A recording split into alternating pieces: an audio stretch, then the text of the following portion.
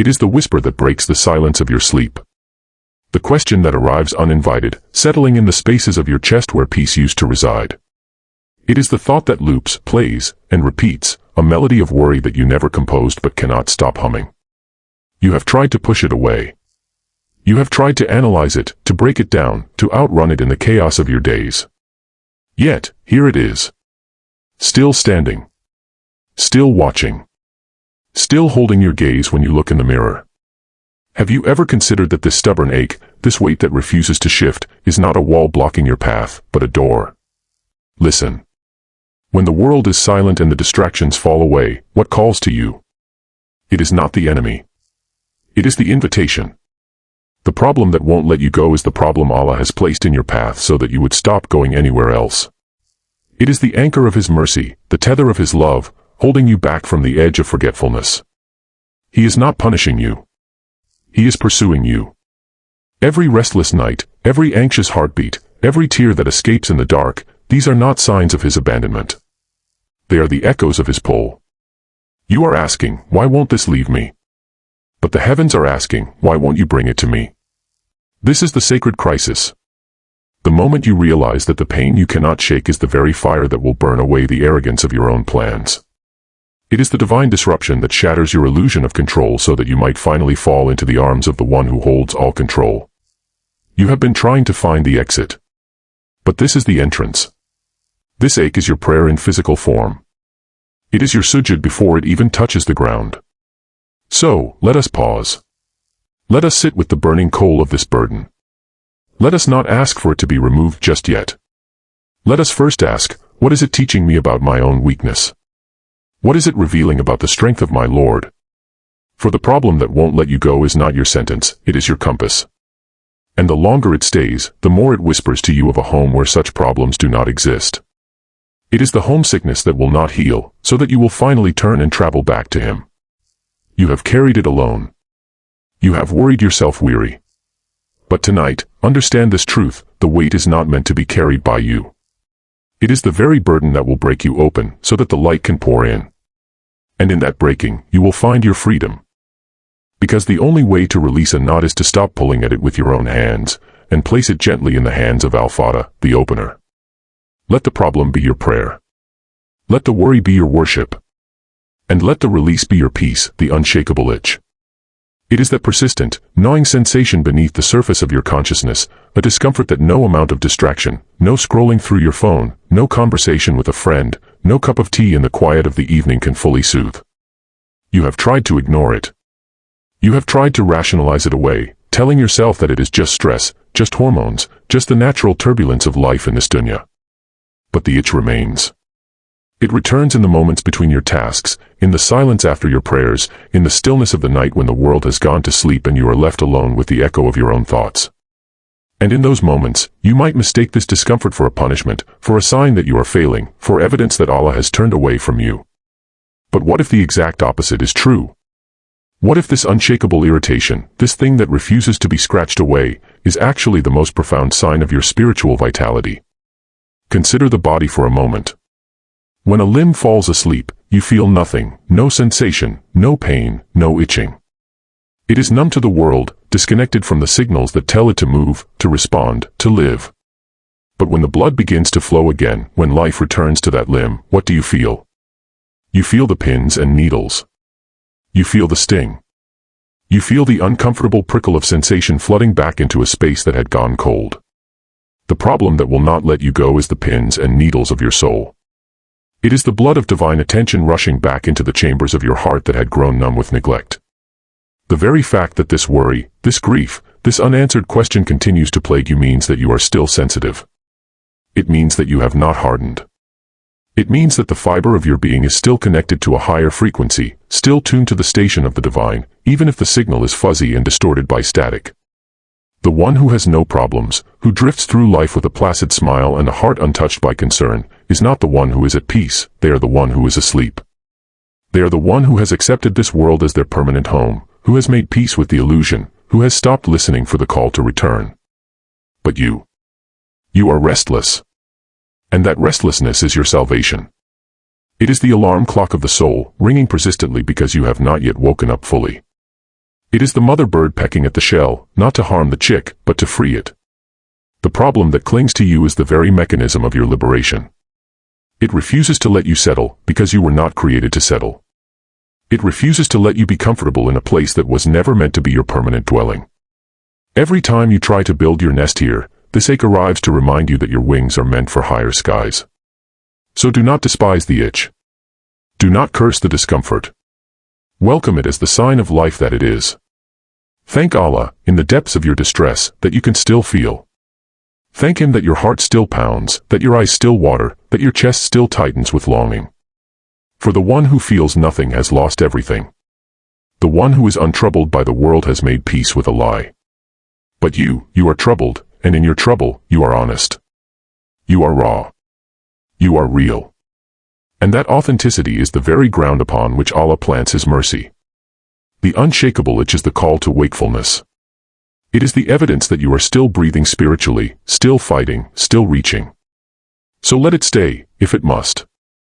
Let it remind you that you are alive, that you are loved, and that the one who placed this sensation in your soul is the same one who will, in His perfect time, replace it with a peace that this world cannot give and cannot take away, the divine magnetism.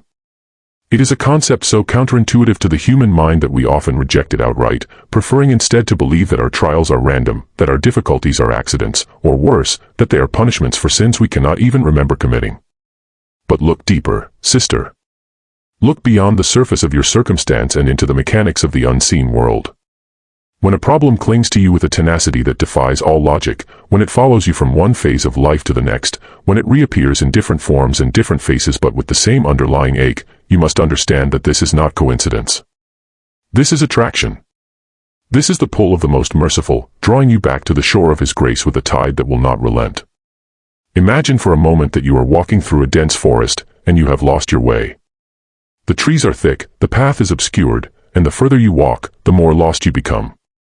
In your confusion, you veer off in a direction that seems right to you, but it only leads you deeper into the shadows. What would a loving guide do? Would they simply call out to you from a distance, hoping that you might hear and turn back? Or would they place obstacles in your path, thorns that catch your clothing, roots that trip your feet, a thorny bush that blocks your way so completely that you have no choice but to stop and reconsider? The problem that will not let you go is the obstacle that blocks your way. It is the loving hand of Allah placed directly in your path, not to harm you, but to prevent you from walking further into a wilderness that would destroy you. You see, Allah does not chase you with punishment. He chases you with protection. He places this weight upon you because He sees what you cannot see, the cliff edge ahead, the pitfall concealed by leaves, the predator that waits for the careless traveler. And so He makes your way difficult. He makes your burden heavy. He makes your path uncomfortable, so that you will stop, so that you will look up, so that you will finally see the one who has been calling your name all along. This is the divine magnetism. It is the pull of the beloved toward the beloved. You are not running away from your problem, you are running away from Allah, and the problem is the magnetic field that will not let you escape. It is the rope thrown to a drowning swimmer who has forgotten which way is up. It is the lifeline that hurts as it grips your wrist, but it is the only thing that will save you from the depths. How often have you cried out, "Why me? Why this? Why now?" And in those moments, have you ever considered that the answer is simply, because I love you? Because I cannot bear to see you wander any further. Because I have prepared something for you that requires you to be empty-handed. Because I have a gift for you that you will only receive on your knees. The problem persists because you have not yet stopped trying to solve it with your own intellect. It persists because you have not yet collapsed into the surrender that it demands. It persists because the door of your heart has been locked from the inside, and Allah is sending this persistent knocking to remind you that you are the one holding the key. Do not mistake the persistence of your trial for the absence of your Lord. Do not mistake your inability to escape it for His abandonment. The very fact that you cannot shake this burden is proof that He is holding you close. He is keeping you near. He is refusing to let you drift into the cold waters of forgetfulness. He is the magnet, and you are the iron. And every time you try to pull away, the force grows stronger. Every time you resist, the pull intensifies. Not because He is cruel, but because He is merciful. Not because He wants you to suffer, but because He wants you to surrender. So stop fighting the magnet. Stop trying to run from the pull. Turn around. Face the direction of the force that has been drawing you all along. And know, with absolute certainty, that the problem that will not let you go is the hand of Allah reaching for you through the darkness, and He will not let go until He has brought you safely home, the sacred search. We are conditioned, from the moment we can think, to believe that problems exist to be solved. We are taught to analyze, to strategize, to overcome, to conquer. And so when a difficulty arrives, we immediately roll up our sleeves and begin the work of dismantling it. We make lists. We consult experts. We exhaust every possible avenue of human effort. And when the problem remains stubbornly intact, we double our efforts, believing that we simply have not tried hard enough. But what if the entire premise is flawed? What if the problem is not a puzzle to be solved but a veil to be lifted? What if the reason it will not yield to your efforts is because you are applying the wrong tools to the wrong task? The solution, dear heart, is not in eliminating the issue from your life. The solution is in eliminating the self-reliance that blocks the answer from reaching you. Consider the story of a man who is parched and wandering through a desert. He sees a well in the distance and rushes toward it, only to find that the rope is too short to reach the water below. He tries every technique he knows. He ties knots, he stretches the rope, he leans over the edge as far as he dares, but the water remains just beyond his grasp. He grows frustrated, exhausted, and angry at the well for being so deep and the rope for being so short. But he has missed the point entirely. The well was never meant to be drawn from by his own strength. The well was placed there to teach him that he cannot drink until he calls for help. The well was placed there to humble him into asking the one who owns the clouds to send the rain. The problem that will not let you go is your well. It is deep, it is dark, and it is beyond your reach, not because Allah is cruel, but because He is waiting for you to realize that your arms are too short.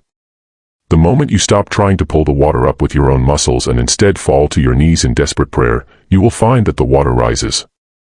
Not because the water changed, but because you did. You see, the self-reliance that we wear like armor is actually the thickest veil between us and the divine. We are so proud of our independence, so comforted by our competence, that we forget that we are utterly dependent creatures. We forget that every breath is a loan, every heartbeat a gift, and every solution a mercy that we never earned. The problem persists because your ego is still standing. The problem persists because you have not yet been broken enough to cry out with the sincerity that moves the heavens. The problem persists because you are still trying to be the hero of your own story, when you were always meant to be the humble servant in the story of your Lord. Do you not see? The answer has been waiting for you all along, but it cannot enter a heart that is already full of its own plans. It cannot enter a heart that is already convinced it can fix itself. The answer requires an empty space, a vacuum of self-will, a quiet chamber where the divine can enter and dwell. And the problem, in its relentless persistence, is the tool that empties you. It chips away at your pride. It dismantles your illusions. It leaves you bare and exposed and utterly incapable. And in that incapacity, you finally become capable. In that weakness, you finally become strong. In that emptiness, you finally become full. So stop asking, how do I get rid of this, and start asking, what is this teaching me about my own limits? Stop searching for the exit and start searching for the entrance to your own heart. The problem is not the barrier to the answer, the problem is the key that unlocks the door to the one who is the answer himself. Let your self-reliance crumble. Let your plans dissolve. Let your clever strategies fall away like dead leaves in autumn. And in their place, let there be nothing but a wide, open, desperate, hopeful, trusting space for Allah to fill. For the solution was never in the elimination of the problem. The solution was always in the elimination of you, the wound as a window. It is the most difficult truth to accept, and yet it is the most liberating. We spend so much of our lives trying to hide our pain, to cover our scars, to present a polished and intact exterior to the world. We smile when we are breaking. We nod when we are drowning. We say we are fine when every cell in our body is screaming for help. We have been taught that strength means wholeness, that dignity means composure, and that faith means being unshaken. But look at the natural world, and you will see a different truth. A seed does not become a tree until it cracks open. A chick does not see the light until it breaks through the shell. The earth does not yield its harvest until it is broken by the plow. And the heart does not receive the light of Allah until it is fractured by grief. The wound that you carry, the one that throbs with every memory and aches with every reminder, is not a flaw in your design. It is the exact fissure through which the divine light is meant to enter. It is the window that the world has been trying to board up, but that Allah has left deliberately open. Think about it for a moment. A solid wall, unbroken and seamless, lets nothing in and nothing out. It is impenetrable, yes, but it is also isolated, dark, and cold. But a wall with a crack, a wall that has been damaged by the storms of life, that wall becomes a vessel for something new. The rain seeps through, the wind whispers through, and the sunlight finds its way into the spaces that were once sealed. The wound is your crack. It is the break in your armor that allows the mercy of Allah to seep into the deepest chambers of your soul. And yet, what do we do with our wounds? We try to seal them. We try to patch them up with distractions, with busyness, with the temporary anesthesia of entertainment or the hollow comfort of validation from others. We run from the pain because we believe that the pain is the enemy. But the pain is not the enemy. The pain is the herald of the healing. The pain is the announcement that something greater is on its way. The enemy is not the wound, the enemy is the fear that keeps you from exposing it to the one who heals. When you hide your wound, you hide it from the only physician who can cure it. When you cover your scar, you cover it from the only light that can transform it into beauty. Allah does not need you to be whole before you come to Him. He does not require you to be fixed, to have your act together, to present a flawless version of yourself. He wants you just as you are, bleeding, broken, trembling, and raw. He wants you to come with your open wounds, your exposed cracks, your shattered pieces, and He will gather every fragment and make of them something more beautiful than what was there before. This is the promise of the Quran, the promise of the one who says that with hardship comes ease. But notice that He does not say the hardship will be removed before the ease arrives. He says that ease is with the hardship. It is not after, it is with. The ease is in the hardship itself. The healing is in the wound itself. The light is in the crack itself. So do not seal your wound. Do not cover it with the false bandages of denial or the numbing creams of forgetfulness. Let it bleed. Let it hurt. Let it be raw and open and exposed to the heavens. Because every tear that falls from that wound is a prayer. Every ache that pulses from that fissure is a supplication. Every moment of pain that you endure without running is an act of worship that the angels record. Your pain is not your shame. It is your portal. It is the window that the world cannot see, but that Allah has opened wide so that His light can flood into the darkest corners of your being. And when that light enters, it will not just illuminate the wound. It will transform it. It will turn the broken place into a place of strength. It will turn the scar into a story. It will turn your grief into a garden. So do not run from the window. Do not board it up. Sit beside it. Let the wind of His mercy blow through you. Let the rain of His compassion soak your parched soul. And let the light of His love enter, slowly, gently, until the wound is no longer a place of pain, but a place of prayer, and the prayer becomes a place of peace, the final surrender. It is the moment that every soul dreads and yet every soul secretly craves. The moment when you stop fighting. The moment when you stop planning, stop scheming, stop calculating, stop trying to manipulate the variables of your life into a shape that pleases you. The moment when you lay down your weapons of self-reliance and admit, finally and completely, that you are powerless. And in that admission, you find a power that you never knew existed. This is the paradox that the world cannot understand. The world tells you to be strong, to stand firm, to never give up. But the path to Allah is paved with the opposite. It is paved with surrender. It is paved with the acknowledgement that you cannot carry this weight, that your shoulders were never designed to bear the burden that you have been hauling for so long. The problem that will not let you go, the one that has drained your energy and stolen your sleep and consumed your thoughts, was never meant to be solved by you. It was meant to be carried by you, carried to the one who carries the heavens and the earth without effort. You see, there is a profound difference between solving a problem and carrying it to Allah. When you try to solve the problem, you are operating from a place of illusion.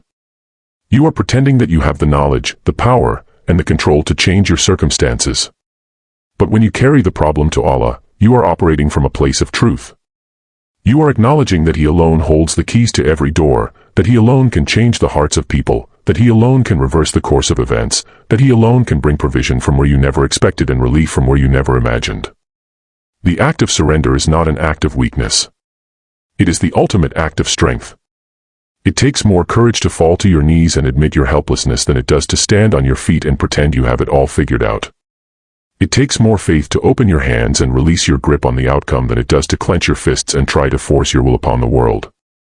The problem will release you the moment you stop trying to solve it with your mind and start carrying it with your heart. Your mind is a tool of analysis, but your heart is a vessel of connection. Your mind looks at the problem and asks, "How can I fix this?" Your heart looks at the problem and says, "Oh Allah, I cannot fix this, but you can. I cannot carry this, but you can. I cannot change this, but you can. And so I am placing it in your hands, not because I have given up on the outcome, but because I have given up on myself as the author of the outcome." This is the release. It happens in the depths of sujud, when your forehead touches the ground and your entire being is reduced to a single point of humility. It happens in the quiet of the night, when the world is asleep and you raise your hands to the heavens and whisper the name of Al-Qadir, the All-Powerful. It happens in the moment when you stop holding your breath and finally exhale, releasing the tension that you have been gripping for months, for years, for a lifetime. And in that exhale, you feel it. The weight lifts. Not because the circumstances changed, but because you changed. Not because the problem vanished, but because your relationship to the problem vanished. The problem is no longer a weight that you carry, it is a burden that you have entrusted. And when you entrust something to the one who is Al-Hafid, the preserver, you no longer need to worry about its safety. You no longer need to fret over its outcome. You no longer need to check on it obsessively, because you know that the one holding it is more capable, more caring, and more wise than you could ever be. So let go, dear heart.